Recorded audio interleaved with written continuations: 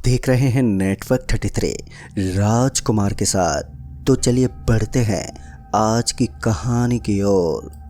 दोस्तों कहते हैं ना, जहां पर हमें जाना होता है पर लेकिन हमारी किस्मत हमें वहीं पर लेकर जाती है जहां उसे जाना होता है, और वहां पर पहुंचने के बाद उस जगह से निकलना हमारे लिए बहुत ही मुश्किल हो जाता है। ऐसा ही कुछ मेरे साथ हुआ था। मैं और पंकज हम दोनों बचपन के दोस्त थे और उन दोनों हम दोनों ने प्लान किया था कि कल शाम होते ही हम दोनों अपने गांव के लिए निकल जाएंगे, क्योंकि 2 सालों से हम अपने गांव नहीं गए थे। हमने अपने घर में भी बता दिया था, मगर वो लोग हमें रात को आने के लिए मना कर रहे थे। मगर हमें रात का सफ़र बहुत ही ज़्यादा अच्छा लगता है सुबह के मुताबिक, इसलिए हमने तय किया कि हम शाम को 7 बजे निकल जाएंगे। हमने सुबह से अपनी पैकिंग करनी शुरू कर दी, क्योंकि हमें आज शाम को निकलना भी था। हमारे पास एक गाड़ी भी थी और उसी गाड़ी से हम दोनों जाने वाले थे। फिर इसके बाद ठीक शाम के 7 बजे हम निकल पड़े अपनी मंजिल की तरफ। हम दोनों उस वक्त बहुत ही खुश थे। वैसे भी गांव जाने की खुशी तो सबको ही होती है। खैर जब हम घर से काफ़ी दूर आ गए तब हमने देखा कि अब मौसम ने अपना रुख मोड़ लिया था। मौसम पूरा ख़राब हो चुका था। आसमान में बिजली की गड़गड़ाहट हमें साफ साफ सुनाई दे रही थी, जो कि हमें संकेत दे रही थी कि बारिश होने वाली है। पंकज ने कहा कि भाई आज ये बारिश क्या हमारा सारा काम ख़राब कर देगी। जिस पर मैंने उससे कहा, भाई जो गरजते हैं वो बरसते नहीं हैं, और जो बरसते हैं वो गरजते नहीं हैं। मेरे ये कहने पर पंकज हंसने लगा। अभी हमारी गाड़ी आगे ही बढ़ रही थी कि तभी पंकज ने मुझे ये कहा कि भाई किसी ढाबे पर गाड़ी को रोक देना, मुझे काफ़ी भूख लग रही है और खाना खाने के बाद हम आगे का सफ़र तय करेंगे। पंकज के ये कहने पर मैंने भी उसे हाँ बोल दिया। तभी थोड़ी दूर जाने के बाद हमें सामने की ओर एक ढाबा दिखा। उस ढाबे के दिखते ही मैंने अपनी गाड़ी को उस ढाबे के पास जाकर रोका। गाड़ी रुकने के बाद हम दोनों गाड़ी से उतरे और ढाबे में खाना खाया। खाना खाने के बाद हम दोनों उस ढाबे से निकल पड़े। हमने अपनी गाड़ी को स्टार्ट किया और आगे की तरफ बढ़ने लगे। अब हम ढाबे से काफ़ी दूर निकल आए थे। हम जिस रास्ते पर थे वो रास्ता वीरान दिख रहा था। उस रोड पर हमें इस वक्त कोई भी गाड़ी या बस हमें दिखाई नहीं दे रही थी। तभी हमने सोचा कि शायद रात काफ़ी होने के कारण गाड़ी का चलन कम हो गया है, इसलिए हमें कोई भी गाड़ी दिखाई नहीं दे रही है। यही सब सोचते हुए हम लोग आगे बढ़े जा रहे थे। बाहर का नज़ारा पूरा पेड़ और झाड़ियों से भरा हुआ था, जो कि दिखने में बहुत ही डरावना लग रहा था। अभी मैं गाड़ी को ड्राइव कर ही रहा था कि तभी हमें बादलों की गड़गड़ाहट फिर से सुनाई दी, और इस बार बादलों की गड़गड़ाहट के साथ बारिश भी शुरू हो गई। बारिश को होता देख पंकज बोला, भाई गाड़ी को ठीक से चलाओ क्योंकि बारिश अब बहुत तेज़ हो रही है। मैंने पंकज को हमें जवाब देते हुए गाड़ी को ड्राइव करे जा रहा था। अभी मैं गाड़ी को ड्राइव ही कर रहा था कि तभी मुझे हमारी गाड़ी के सामने एक बूढ़ा आदमी नजर आया, जो कि बारिश में भीग रहा था। मैंने पंकज से कहा कि अरे यार ये कौन है बूढ़ा आदमी जो कि इतनी रात को इस सन्नाटी भरी रोड पर अकेला घूम रहा है। जिस पर पंकज ने मुझे ये कहते हुए कहा कि गाड़ी को उस बूढ़े आदमी के पास रोक दो। फिर मैंने भी उस बूढ़े आदमी को बारिश में भीगता हुआ देख गाड़ी को उसके पास जाकर रोका, और फिर हमने उस आदमी से पूछा, चाचा क्या हुआ, आप बारिश में क्यों भीग रहे हो और आप जा कहाँ पर रहे हो। जिस पर उन्होंने कहा कि बेटा मेरा घर थोड़ा आगे है, मैं वहीं पर जा रहा हूँ। उनके ये कहते ही मैंने उनसे कहा कि आप गाड़ी के अंदर आ जाओ, वैसे भी बारिश काफ़ी तेज़ हो रही है, कहीं आपको कुछ हो ना जाए। हमारे ये कहने पर वो गाड़ी के अंदर आकर बैठ गए। उस बूढ़े आदमी के बैठते मैंने गाड़ी को आगे बढ़ाया और हम लोग अभी आगे बढ़ ही रहे थे कि तभी पंकज ने उस बूढ़े आदमी के हाथों को देखा। तो उसने देखा कि उस आदमी के हाथ जले हुए थे और साथ ही उसके पैर भी, जिसे देखकर पंकज ने मुझे बताया कि भाई देख इसकी तो पूरे हाथ पैर जले हुए हैं। जिस पर मैंने कहा शायद इसके साथ कुछ हुआ होगा, और ये बोलकर मैं गाड़ी चलाने में ध्यान देने लगा। और थोड़ी देर के बाद जब उस बूढ़े आदमी ने हमसे कहा कि बस बेटा गाड़ी को यहीं पर रोक दो, उसके इतना कहते ही मैंने गाड़ी को उसी वक्त रोक दिया और वो बूढ़ा आदमी गाड़ी से नीचे उतर गया। जब हमने उसका घर देखा तो वो घर हमें काफ़ी पुराना नजर आया। उस बूढ़े आदमी ने हमें कहा, बेटा बारिश बहुत तेज़ हो रही है, मेरी मानो तो तुम दोनों थोड़ी देर मेरे घर पर रुक जाओ, और जब बारिश बंद हो जाएगी तब तुम यहाँ से चले जाना। उस बूढ़े आदमी की बात भी हमें सही लगी, क्योंकि बारिश इतनी तेज हो रही थी कि हमारे साथ कुछ भी हो सकता था। इसलिए हम उस बूढ़े आदमी की बात को मानकर उनके साथ घर में चले गए। जब हम लोग भीगते उसके घर के अंदर गए और फिर हम अपने कपड़े उतार कर निचोड़ने लगे ताकि वो कपड़े थोड़े सूख जाएं। फिर इसके बाद जब हमने उस घर को देखा तो वो घर अंदर से हमें बाहर के मुताबिक और भी पुराना लग रहा था और साथ ही अंदर की तरफ अंधेरा भी हो रखा था। अंधेरा होने के कारण वो आदमी अंदर से एक लालटेन लेकर आया। हम ये सोचने लगे कि मॉडर्न ज़माने होने पर भी ये आदमी लालटेन यूज़ करता है और उसने लालटेन को वहीं पर रख दिया। उस लालटेन की वजह से अब हमें उस घर में थोड़ा सही से दिखाई दे रहा था। उसके बाद उस बूढ़े आदमी ने हमें ये कहा कि उस रूम के अंदर जाके आराम कर लो, वैसे भी बारिश अभी रुकेगी नहीं। तभी उस बूढ़े आदमी की बात मानकर हम दोनों उस रूम के अंदर चले गए, क्योंकि उस वक्त हमारी आंखों में नींद भरी हुई थी और यही सोचकर हम उस रूम के अंदर चले गए। जब हम उस रूम के अंदर गए तो हमने देखा कि उस रूम की हालत बाहर जैसी नहीं थी, जिस वजह से हम दोनों वहीं जाकर लेट गए और हम दोनों की आंखें कब लग गई हमें पता भी नहीं चला। फिर जब मेरी नींद किसी आवाज़ के चलते खुली तो अचानक ही नींद के खुलते ही मैं उठा तो आँख खुलते ही मैं उठ गया और अपनी चारों तरफ देखा तो मैंने पाया कि रूम में तो कोई भी नहीं है। तो यह आवाज़ कहाँ से आई? उस वक्त पंकज सो रहा था। मैंने उसे उठाया नहीं और मैं बारिश को देखने के लिए बाहर गया कि बारिश कम हुई कि नहीं। फिर जब मैं बाहर पहुंचा तो बाहर पहुंचने के बाद मैंने देखा कि बारिश अब बंद हो चुकी थी। बारिश के बंद होते ही मैंने सोचा कि अब हम यहाँ से निकल सकते हैं। यही सोचकर मैं घर के अंदर पंकज को जगाने के लिए जाने लगा और जैसे मैं अपना पहला कदम घर के अंदर रखने ही वाला था कि तभी मुझे मेरे साइड से किसी के चिल्लाने की आवाज़ आई। उस आवाज़ को सुनते ही जैसे मैंने उस तरफ देखा तो मैंने पाया कि वहाँ पर मुझे एक कुआं दिखाई दिया। वो आवाज़ उस कुएं से आ रही थी और उस आवाज़ को सुनकर ऐसा लग रहा था जैसे कोई उस कुएं के अंदर हो।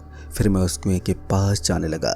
कुएं के पास जाने के बाद जब मैंने कुएं के अंदर देखा तो मुझे उस कुएं के अंदर कोई दिखाई नहीं दे रहा था और वो आवाज़ भी आनी बंद हो गई। अब मुझे उस वक्त कुछ भी समझ में नहीं आ रहा था कि वो आवाज़ आनी एकदम से बंद कैसे हो गई और वो आवाज़ किसी औरत की लग रही थी। अभी मैं उस कुएं के अंदर झांक ही रहा था कि तभी मैंने देखा कि वहाँ पर कोई नहीं है। तो मैं वहाँ से जाने लगा। अभी मैं उस कुएं से थोड़ा आगे ही गया होऊंगा कि तभी किसी ने मेरे कंधे पर अपना हाथ रख दिया। उस वक्त मेरी हालत बहुत ही बुरी हो चुकी थी। अब मैं घबराने लगा था। फिर जब मैंने घबराते हुए पीछे मुड़कर देखा तो मेरी आंखें फटी की फटी रह गई। दरअसल मैंने देखा कि मेरे सामने एक औरत खड़ी हुई थी, मगर उस औरत की गर्दन कटी हुई थी। उसकी बॉडी ही मेरे सामने खड़ी थी। उसका सर तो मुझे कहीं भी दिखाई नहीं दे रहा था और मेरा शरीर अब ठंडा पड़ने लग गया था। मेरे मुंह से अब आवाज़ भी निकल नहीं पा रही थी। उस औरत के पूरे हाथ ठंडे हो रखे थे। मैं चाहकर भी कुछ नहीं कर पा रहा था। फिर कुछ देर के बाद वो औरत अचानक से गायब हो गई और उस औरत के गायब होते ही मेरी जान में जान आई और अब मेरा शरीर नॉर्मल हो चुका था। जैसे मेरा शरीर नॉर्मल हुआ तो मैं सीधा भागते उस घर के अंदर गया और पंकज पंकज चिल्लाते हुए रूम के भीतर घुस गया जहां पंकज सो रहा था। और जब मैं उस रूम में घुसा तो मैंने देखा कि पंकज उस रूम में था ही नहीं। उस वक्त मेरे डर की कोई सीमा नहीं थी। अब मैं बहुत ही ज़्यादा घबराने लगा था कि पंकज कहाँ पर चला गया है। तभी मैं जल्दी से उस रूम से बाहर निकला और उस घर में पंकज को ढूंढने लगा, मगर पंकज मुझे कहीं भी दिखाई नहीं दे रहा था। फिर मैंने उस बूढ़े आदमी को भी आवाज़ लगाई, मगर वो बूढ़ा आदमी भी मुझे कहीं भी दिखाई नहीं दिया। जिसके बाद मैं उस घर से बाहर आ गया और घर के बाहर आने के बाद मैंने पंकज को फिर से आवाज़ लगाई, मगर फिर भी मुझे पंकज की आवाज़ नहीं आई। अब मैं इतना ज़्यादा डर गया था कि मैं अब सीधा अपने गाड़ी के पास जाने लगा। जैसे ही मैंने अपना पहला कदम बढ़ाया कि तभी मुझे मेरे पीछे से पंकज की आवाज़ आई और पंकज की आवाज़ आते ही जब मैंने पीछे मुड़कर देखा तो मैंने पाया कि पंकज उस घर के दरवाजे पर खड़ा हुआ है और मुझे अपनी तरफ आने का इशारा कर रहा था। तभी मैं भागते हुए उसके पास पहुंचा और फिर जब मैंने उससे चिल्लाते बोला कि भाई तू कहाँ पर गया था, मैंने तुझे कितनी आवाज़ लगाई थी मगर तूने मेरी एक भी आवाज़ का जवाब नहीं दिया। मेरे इतना कहने के बाद उसने मुझे ये बताया कि वो घर के पीछे बाथरूम करने गया था। फिर जब वो बाथरूम करके आया तो वो मुझे घर के अंदर कहीं भी नहीं दिखा। फिर मैंने पंकज को अपने साथ घटी हुई सारी घटना को बता दिया कि कुछ देर पहले मेरे साथ क्या क्या हुआ था। तभी पंकज ने मेरी बातें सुनकर कहा कि वो सब मेरा वहम था, ऐसा कुछ भी नहीं है। मैंने उसे बताया कि मेरे साथ ऐसा ही हुआ था, अगर तुझे यकीन नहीं हो रहा तो चल उस कुएं के पास। मेरे ये कहने पर उसने भी हामी भर दी और हम दोनों उस कुएं के पास जाने लगे। फिर जब हम उस कुएं के पास पहुँचे, फिर जब हमने उस कुएं के अंदर देखा तो इस बार मुझे उस कुएं के अंदर कोई भी दिखाई नहीं दिया। फिर पंकज ने मुझसे ये कहा कि भाई देख, वो तेरा वहम था, अब चले यहाँ से, खामखा अपना समय बर्बाद कर रहे हैं। फिर हम दोनों वहाँ से जाने लगे और जैसे हम अभी थोड़ा आगे ही बढ़े होंगे कि तभी हमने देखा कि हमें वही बूढ़ा आदमी उस घर के दरवाजे पर लालटेन लेकर खड़ा हुआ दिखाई दिया। वो आदमी हमें अपने पास बुला रहा था। उस बूढ़े आदमी को देखकर हम दोनों ने सोचा कि चलो उनसे मिल लेते हैं और फिर उसके बाद यहाँ से निकल जाएंगे। और फिर हम दोनों जब उस बूढ़े आदमी के पास पहुँचे तो हमने देखा कि उस बूढ़े आदमी के हाथ में एक खंजर था। उस खंजर को देखकर हम दोनों थोड़ा घबराने लगे कि कहीं ये हमें मारने के लिए तो नहीं आया है। अभी हम दोनों यही सब सोच रहे थे कि तभी उस बूढ़े आदमी ने उस खंजर से पंकज का हाथ काट दिया। जैसे उसने पंकज के हाथ में खंजर मारा कि तभी मैं पंकज को उससे दूर ले गया। और जब मैंने उस आदमी की तरफ देखा तो मैंने पाया कि अब उस बूढ़े आदमी का चेहरा बदल गया है और उसका पूरा शरीर भी। दोस्तों, ये नज़ारा देखकर हम दोनों की आंखें फटी की फटी रह गई। हम दोनों अब बहुत ही ज़्यादा डर चुके थे। मैंने पंकज को कहा भी कि भाई जो मैं कह रहा था वो सब सच था। पंकज अब दर्द से करा रहा था, उसे बहुत ही दर्द हो रहा था। फिर उस वक्त मैंने जैसे तैसे करके पंकज को वहाँ से उठाया और गाड़ी की तरफ लेकर जाने लगा। वहाँ से भागने के अलावा हमारे पास कोई चारा भी नहीं बचा था। फिर इसके बाद जैसे ही हमने अपना दूसरा कदम आगे बढ़ाया कि तभी हम दोनों के पैर वहीं जम से गए और पैर के जमते ही हम दोनों बहुत ही ज़्यादा घबराने लगे। तभी हमने अपने पैर को वहाँ से आगे बढ़ाने की बहुत ही कोशिश की, पर उस वक्त हमारी किस्मत को क्या मंजूर था वो हमें भी नहीं पता था।